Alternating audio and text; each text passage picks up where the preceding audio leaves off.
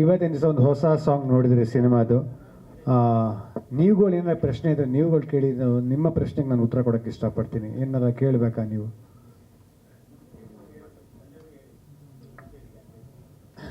ನಮ್ಮ ತಂದೆ ಬಗ್ಗೆ ಹೇಳಬೇಕಂತ ಹೇಳಿದ್ರೆ, ಸದಾ ನಂಗೆ ಒಂದು ಟೈಮ್ ಜ್ಞಾಪಕ ಇದೆ, ಇನ್ನೂ ಜ್ಞಾಪಕ ಇದೆ.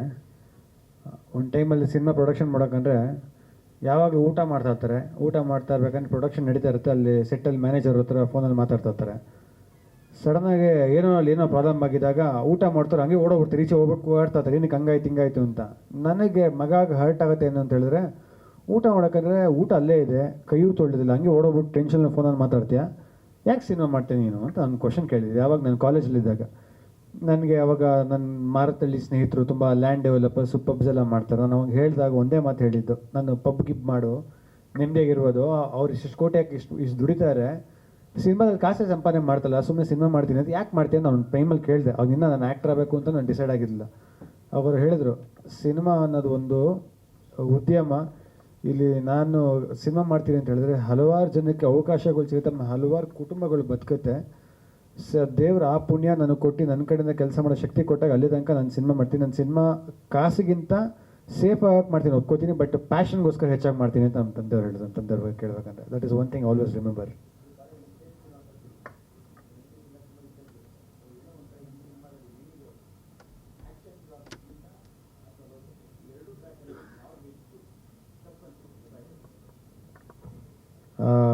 ಖಂಡಿತವಾಗ್ಲೂ ಟಫ್ ಅಂತ ಯಾವುದು ಅನಿಸಿಲ್ಲ ಸರ್. ಒಂದು ಹೇಳಬೇಕಂದ್ರೆ ಕತೆ ಟ್ರಾವೆಲ್ ಆಗ್ತಾ ಡೈರೆಕ್ಟರ್ ಹೇಳ್ತಾರೆ ಈ ಥರ ಮಾಡೋಕೆ ಆ ಥರ ಮಾಡಬೇಕು ಅಂದಾಗ ಅವ್ರ ಹತ್ರ ಡಿಸ್ಕಸ್ ಮಾಡ್ತಾರೆ, ಈ ಥರ ಮಾಡ್ಬೋದು ಆ ಥರ ಮಾಡೋದು ಅಂತ. ಟಫ್ ಅಂತ ಇಲ್ಲಿ ಅನಿಸಿಲ್ಲ. ಬಟ್ ಈ ಸಿನಿಮಾ ಕತೆ ಕೇಳಿದಾಗ ನಿನ್ನ ಜ್ಞಾಪಕ ಇದೆ, ಒಂದು 4-5 ಜನ ಪ್ರೊಡ್ಯೂಸರ್ಸ್, ಆಮೇಲೆ ಒಂದಿಬ್ಬರು ಡೈರೆಕ್ಟರ್ಸ್ ನಿನ್ನ ಜ್ಞಾಪಕ ಇದೆ, ಬೇರೆಯವರು ಸ್ನೇಹಿತರು ಬಂದು ಡಿಸ್ಕಸ್ ಮಾಡಿದಾಗ ಅವ್ರು ಹೇಳಿದ ಒಂದೇ ಮಾತು, ಶ್ರೇಯಸ್ ತುಂಬ ಹೆವಿ ಆಗ್ಬಿಡುತ್ತೆ ಸಿನಿಮಾ, ಇದು ಇಷ್ಟು ಇಂಟೆನ್ಸ್ ಬೇಕಾ ಅವನಿಗೆ, ಪರ್ಫಾರ್ಮ್ ಮಾಡ್ತಾನೆ ಅಂತ ಕ್ವಶನ್ ಕೇಳಿದ್ರು. ಆಮೇಲೆ ಪ್ರತಿ ಸತಿ ಒಬ್ಬ ಆ್ಯಕ್ಟರ್ಗೆ ಅದು ಕೇಳಿದಾಗ ಒಂದು ಇರುತ್ತಲ್ಲ ಸರ್, ಒಂದು ಕಿಚ್ಚುಟ್ಟುತ್ತೆ ಮನಸ್ಸಲ್ಲಿ, ಒಂದು ಮಾಡಬೇಕು ಅಂತ. ಸೊ ಇವ್ರು ಏನು ಹೇಳ್ತಾರೆ ಇಷ್ಟು ಇಂಟೆನ್ಸ್ ನನಗೆ ಅರ್ಥ ಆಗಲಿಲ್ಲ. ಬಟ್ ಆ್ಯಕ್ಟ್ ಮಾಡ್ತಾ ಗೊತ್ತಾಯಿತು ಇಂಟೆನ್ಸ್ ಆಗಿದೆ ಅಂತ. But I enjoy acting, I really enjoy acting. So it was easy for me ಅಂತ ಹೇಳಕ್ಕೆ ಇಷ್ಟಪಡ್ತೀನಿ. It was with all due respect.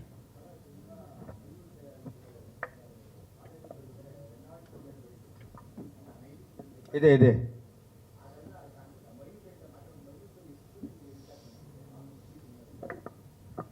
Sir almost ಎಲ್ಲದರಲ್ಲೂ ಎಷ್ಟು ಟ್ರೈ ಮಾಡೋಕ್ಕೋ ಅಷ್ಟು ಟ್ರೈ ಮಾಡಿದ್ದೀವಿ ಸರ್. ಆಲ್ಮೋಸ್ಟ್ 90s ಫೀಲ್ ಏನೇನು ಅನ್ಸುತ್ತೆ. ಯಾಕಂದ್ರೆ ನಮ್ಮ ಕಾಸ್ಟ್ಯೂಮ್ ನಮ್ಮೂರು ಇದ್ರು ರಂಜಿತ್ ಅಂತ ಹುಡುಗ. ಸೊ ಡೈರೆಕ್ಟ್ ಅವ್ರು ಮಾತಾಡಿಕೊಂಡು ಇದೇ ಥರ ಬಟ್ಟೆಗಳು, ಸ್ಟ್ರೈಟ್ ಫಿಟ್ ಪ್ಯಾಂಟ್ಸ್ ಇರಬಾರ್ದು, ತುಂಬ ಸ್ಲಿಮ್ ಫಿಟ್ ಪ್ಯಾಂಟ್ಸ್ ಇರಬಾರ್ದು, ಸ್ಲಿಮ್ ಫಿಟ್ ಶರ್ಟ್ಸ್ ಇರಬಾರ್ದು, ಈ ಥರ ಶರ್ಟ್ಸೇ ಇರಬೇಕು, ಕಾಲರ್ಡು ಚೆಕರ್ಡ್ ಇರ್ತಾನೆ. ಸೊ ಕಾಸ್ಟ್ಯೂಮ್ ಮೇಲೆ ಫೋಕಸ್ ಮಾಡೋದು, ಹೇರ್ ಸ್ಟೈಲ್ಸ್ ಕೂದಲು ಉದ್ದ ಬಿಟ್ಟು ಕರ್ಲ್ಸ್ ಮಾಡೋಣ ಅಂತ ಆ ಥರ ಮಾಡಿದ್ರಿ. ತುಂಬ 90s ಬಿಟ್ಟು ಹೊರಗಡೆ ಹೋಗ್ಬಾರ್ದು ಅಂತ ಒಂದು ರೆಸ್ಟ್ರಿಕ್ಷನ್ಸ್ ಇತ್ತು. ಎಲ್ಲೋ ಒಂದು ಕಡೆ ಫೈಟ್ ಮಾಡೋಕ್ಕೆ ಮಾತ್ರ ಒಂಚೂರು ಟೆನ್ಷನ್ ಇರುತ್ತೆ, ಯಾಕಂದರೆ ಈಗೆಲ್ಲ ಫೈಟರ್ಸ್ಗೂ ಅದೇ ಥರ ಮ್ಯಾಚ್ ಮಾಡೋಕ್ಕಾಗುತ್ತೆ.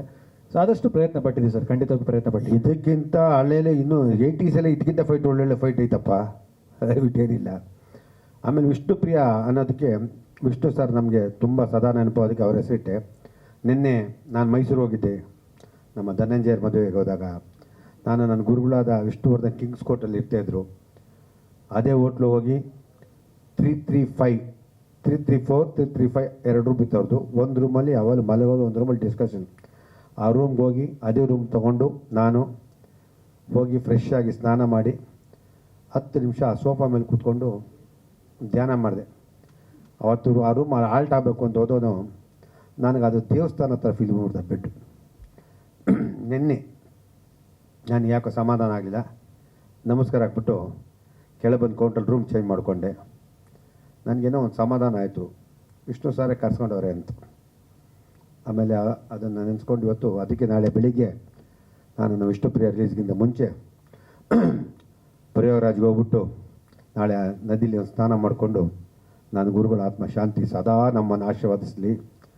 ನಮ್ಮನ್ನು ಯಾರು ಯಾವಾಗಲೂ ನನ್ನ ಹಿಂದೆ ನನಗೆ ಯಾವಾಗಲೂ ಒಳ್ಳೆಯ ಉತ್ತಮವಾದ ಬಯಸಿದ್ರು, ನನ್ನ ಮಗನ ಕಂಡ್ರೆ ಅಷ್ಟೇ ಪ್ರೀತಿತ್ತು, ಅವ್ರಿಗೆ ಆಶೀರ್ವಾದ ಕೊಡಲಿ ಅಂತ ನಾಳೆ ಬೆಳಿಗ್ಗೆ 11 ಗಂಟೆ ಹೋಗಿ ನಾಳೆ ಸಂಜೆ ಈ ಟೈಮ್ಗೆ ಪ್ರಯಾಗರಾಜ್ ಸ್ನಾನ ಮಾಡ್ಕೊಂಡು ನಾಳೆ ರಿಟರ್ನ್ ಬರ್ತೀನಿ. ನನಗೆ ಸುಮಾರು ನನಗೇನು ಥಿಯೇಟ್ರುಗಳು ಬೇಕು ಎಲ್ಲ ಥಿಯೇಟ್ರುಗಳು ಚೆನ್ನಾಗಿ ಸಿಕ್ಕಿದೆ, ಒಳ್ಳೆ ಥಿಯೇಟ್ರ್ ಇದೆ.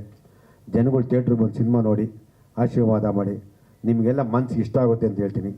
ನಿಮ್ಗೆ ಇಷ್ಟ ಆದರೆ 100 ಜನ ಕೇಳಿ. ತುಂಬ ಚೆನ್ನಾಗಿ ಯಾರು ಒಬ್ಬರಾರು ಸಿನಿಮಾ ಸುಮಾರು ಅಂತ ಹೇಳೋಂಗೆ ಸಾಧ್ಯನೇ ಇಲ್ಲ. ಯಾಕೆಂದ್ರೆ ನಾನು ಇದನ್ನು 10 ಬಾರಿ 11 ಬಾರಿ ನೋಡಿ ನನಗೆ ಮನಸ್ಸು ನಾಟುತ್ತೆ. ಆ ಕತೆ ಹಂಗಿದೆ. ಇಂಥ ಕತೆ ಮಾಡೋಕ್ಕೆ ನನಗೆ ಅದೃಷ್ಟ ಒಂದೇ. ನಿಜವಾಗ್ಲೂ ಈ ಥರ ಒಳ್ಳೊಳ್ಳೆ ಕತೆಗಳು ಬರೀತಾರಮ್ಮ. ಕನ್ನಡ ಚಿತ್ರಕ್ಕೆ ಯಾರು ಕೇಳಿದ್ರು ದಯವಿಟ್ಟು ಕೊಡು. ನೀನು ಒಳ್ಳೆಯ ಕತೆ ಅದ್ಭುತವಾಗಿದೆ. ಇವತ್ತು ಯಾರು ಸಿನಿಮಾಗಳು ಕತೆಗಳು ಇದು ಮಾಡ್ತಿರ್ತಾರೆ. ನೀನು ಕತೆ ಮಾಡಿದ್ಯಾ, ನೀನು ಇನ್ನೂ ಹೆಚ್ಚು ಬೆಳೀಲಿ ಅಂತ ಹೇಳ್ತಾ ಇವತ್ತು ಈ ದಿನ ನಿಮ್ಮೆಲ್ಲ ಸಹಕರಿಸೋಕ್ಕೆ ನಿಮ್ಮೆಲ್ಲರಿಗೂ ನಮ್ಮನ್ನು 50 ಚಿತ್ರ ಬೆಂಬಲಿಸ್ಕೊಂಬಂದಿದ್ದೀರಾ. ನಾನೇನೇ ಮಾಡೋದು ನಮ್ಮ ಚಿತ್ರೋದ್ಯಮದಲ್ಲಿ ನೀವೆಲ್ಲ ಪತ್ರಿಕಾ ಮಿತ್ರರು, ಮಾಧ್ಯಮ ಮಿತ್ರರು, ಎಲ್ಲ ಸ್ನೇಹಿತರು ನಮ್ಮನ್ನು ಆತ್ಮೀಯವಾಗಿ ನಾನು ಈ ಮಟ್ಟಕ್ಕೆ ಬೆಳೆಸಿದ್ದೀರಾ. ನಿಮ್ಮೆಲ್ಲರ ಪ್ರೋತ್ಸಾಹ ಇದೇ ಥರ ಇರಲಿ. 21ಕ್ಕೆ ಜನಗಳು ಪಿಕ್ಚರ್ ಬಂದು ನೋಡಲಿ. ನಿಮ್ಮ ಆಶೀರ್ವಾದ ಬರಲಿ ಅಂತ ಹೇಳ್ತೀನಿ.